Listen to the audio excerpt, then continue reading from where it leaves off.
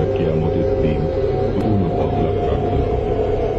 তারপর যাকে দুজক থেকে দূরে রাখা হবে এবং জান্নাতে প্রবেশ করানো হবে তার কার্য। আসসালামু আলাইকুম ইয়া আহলাল কুবুর। ওয়ালাইকুম আসসালাম ওয়া রাহমাতুল্লাহি ওয়া বারাকাতুহু। মান রাব্বুকা, তোমার রব কে? আল্লাহ। মান দীনুকা, তোমার দিন কি?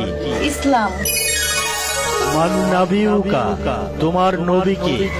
হযরত মুহাম্মদ সাল্লাল্লাহু আলাইহি সাল্লাম।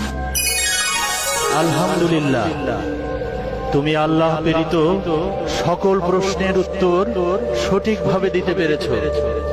তোমার জন্য সুসংবাদ, তুমি জান্নাতি।